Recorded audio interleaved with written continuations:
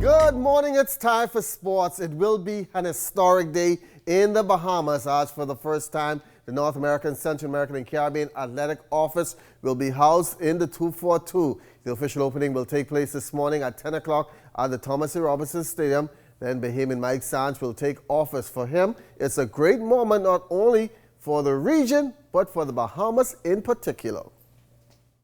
Well, I'm very ecstatic about it. It's something that I longed for. I'm very confident and happy that the membership actually reposed the confidence in me to be able to be the president for the next several years. And so I'm looking for the support of the council members and indeed the individual federations.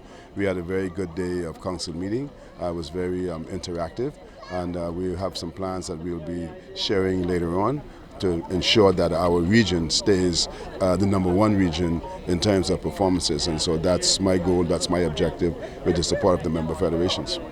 President of World Athletics, Lord Sebastian Coe, in town to cut the ribbon, along with many dignitaries from the region. And he, too, is happy to be here in the 242. Mike and I have known each other many, many years.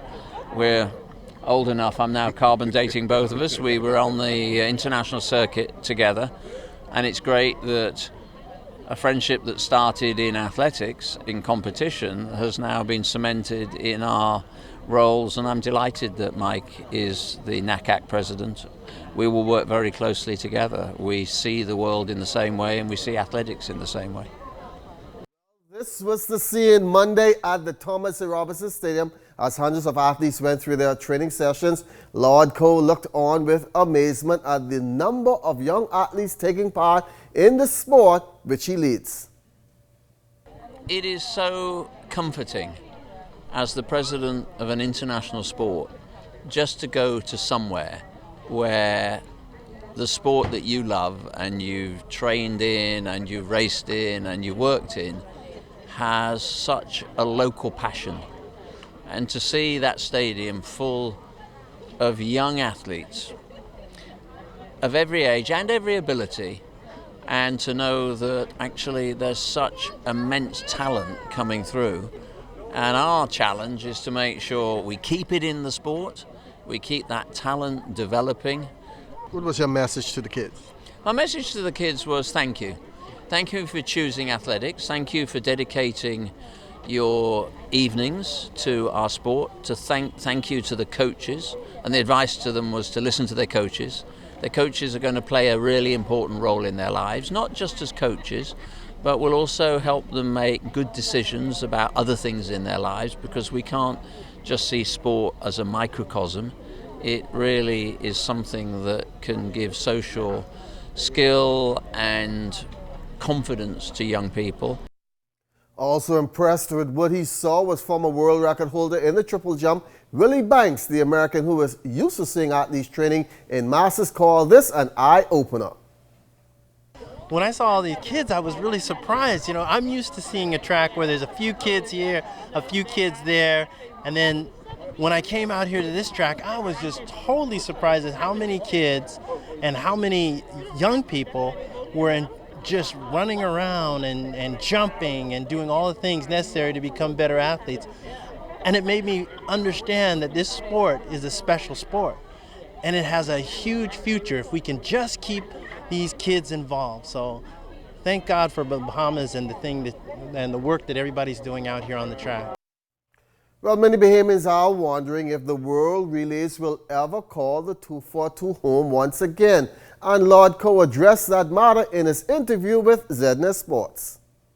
We had a great period where Bahamas really helped us get the World Relays established. It was a fragile flower when we started. It's now got some really strong roots, and I'm incredibly grateful to the support that we had in the Bahamas for that. I was hoping when we first came here a few years ago that this would become a permanent fixture. I understand the challenges from time to time on local communities and government purses. I was a politician, I was a minister for a short time myself. I do understand that, but we love being here. The fans were enthusiastic and noisy and absolutely passionate. And this is a country that loves track and field, and what's not to like about that? University of Bahamas multi-event standout Ken Mullings shattering his national record in heptathlon at the Gene Edmonds Memorial Invitation over the weekend at Purdue. He also had a personal best in every event, is now number 2 in the world rankings with 5,678 points. That's 250 points better than his old mark. For the third straight year, Mullings won the indoor invitational meet at Purdue University, but it wasn't easy.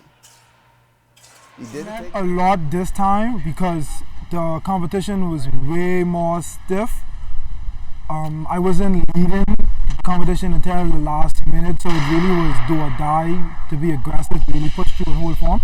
So it really was a bigger experience for me to win this time. I am glad that I executed in all my events. I'm still a little disappointed in some of the events, but I'm glad to come up with a win. In short put, based on me and my athletic partner Kendrick, me and him train the same way, we do the same stuff, and he was able to get way more in his event, and I was still throwing the same thing I was throwing for the past 2 years. I feel really good with the performance, especially with the 60-meter hurdles, because I was really aggressive, and that was the turning point.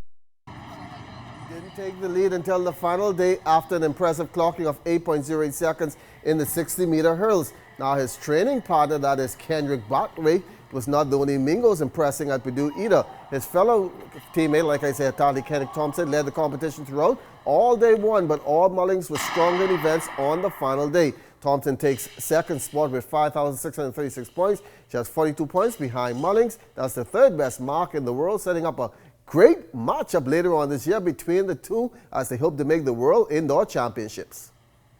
My performance was excellent the other day. I'm glad to get up. PR, my first time indoors, but actually excited about my next upcoming meet. My purpose was to qualify for World Indoors in Nanjing this upcoming May and get a top spot in the World League. So I just got to work on some of my weakest events because one of my strongest events today I did a bunch of crap in it. So hopefully I'll work on it and get better in it. And that's going to be it for sports on this Tuesday. Once again, the official opening of the NACAC office this morning at 10 o'clock at the Thomas A. Robinson Track and Field Stadium. It's going to be an historic day. Congratulations going out to Mike Sands and his team as they look to move track and field forward in the region for the next 4 years. Edna Tool Sports will be there, so we'll have all the highlights for you coming up later on this evening with Jonathan Benson. Until then, I'm Charles Fisher. Have a blessed morning.